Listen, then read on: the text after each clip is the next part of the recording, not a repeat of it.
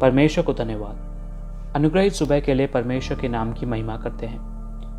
प्रेरित पौलुस के द्वारा कुलिसियों को लिखी पत्री के पहले अध्याय का 9वां और 10वां वचन परमेश्वर के नाम की महिमा के लिए पढ़ते हैं। इसीलिए जिस दिन से यह सुना है, हम भी तुम्हारे लिए यह प्रार्थना और विनती करना नहीं छोड़ते कि तुम सारे आत्मिक ज्ञान और समझ सहित परमेश्वर की इच्छा की पहचान में परिपूर्ण हो जाओ, ताकि तुम्हारा चाल चलन प्रभु के योग्य हो और वह सब प्रकार से प्रसन्न हो और तुम में हर प्रकार के भले कामों का फल लगे और तुम परमेश्वर की पहचान में बढ़ते जाओ।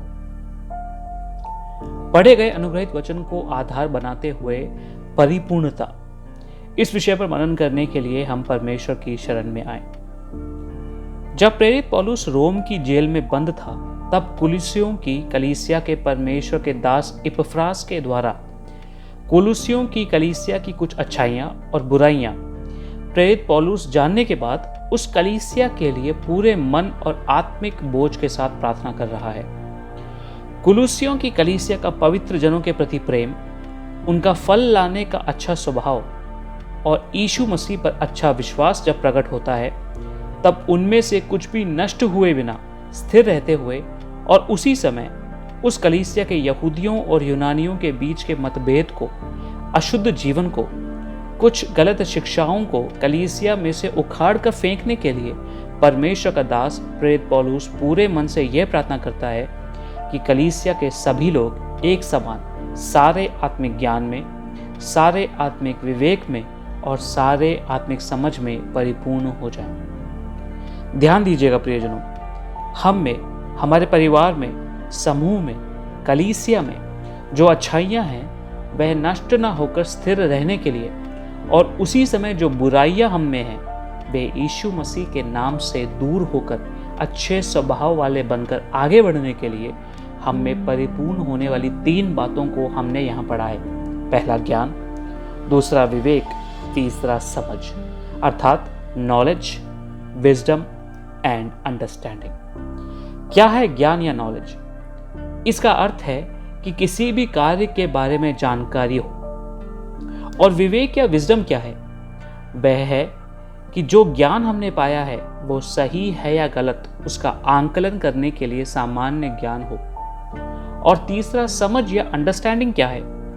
जो सही है उसे जानकर उसके लिए कुछ भी मूल्य हो देकर अपने जीवन में क्रियाशील करने के लिए अच्छे स्वभाव का होना, और जो गलत है उसे जानकर उसे हमेशा के लिए अपने जीवन से दूर करने के लिए अच्छे स्वभाव का होना। उदाहरण के लिए, एक व्यक्ति यीशु मसीह के बारे में जब जानता है तब वह ज्ञानी हो जाता है। जब उसे इस बात का बोध होता है कि जो भी उसने यीशु के बारे में जाना है वह सही है, तब वह विवेक से भर जाता है। जो ज्ञान और विवेक उसने पाया है उसके आधार पर यीशु की आज्ञाओं को जीवन में मानने के लिए विभिन्न प्रकार की सामूहिक रुकावटों और प्रतिबंधों पर जय पाकर जब यीशु मसीह का वह गवाह बन जाता है, तब वह यीशु मसीह की महिमा बढ़ाता है और समझ से परिपूर्ण व्यक्ति बन जाता है। प्रियजनों, हम में बड़े बड़े ज्ञान और उनके अनुसार विवेक सब पाकर भी हम कई बार समझ नहीं होने के कारण कितनी अवस्थाओं में यीशु मसीह के नाम की निंदा करते हैं। इस अनुग्रहित दिन में कुछ पल के लिए परमेश्वर के नाम में हम अलग करके क्या प्रार्थना कर सकते हैं कि हे परमेश्वर, मुझे सब प्रकार के ज्ञान और सब प्रकार के विवेक और सब प्रकार के समझ से भर दीजिए। ये 3 चीजें हमें भरने का फल है 11वें वचन के अनुसार आंतरिक बदलाव और बाहरी प्रतिक्रियाएं, inward action and outward reaction, ये हम में होगा। उसके द्वारा हम में परमेश्वर का आनंद होगा, हम में धीरज और सहनशीलता होगी, हमें स्वर्ग में पवित्र लोगों के साथ मिलने वाली वीरास का सहभागी वो बनाएगा। ऐसा हम 11वें, 12वें और 13वें वचनों में समझते हैं। आइए एक पल के लिए प्रार्थना करें। हे स्वर्गीय पिता परमेश्वर, सब प्रकार के ज्ञान, विवेक और समझ में परिपूर्ण होने के लिए प्रभु परमेश्वर हमारी मदद करेंगे। यीशु मसीह के नाम से मांगते हैं, आमीन। प्रभु आप सबको बहुत आयत से आशीषित करे। आप सबका दिन अनुग्रहित हो। जय मसीह की।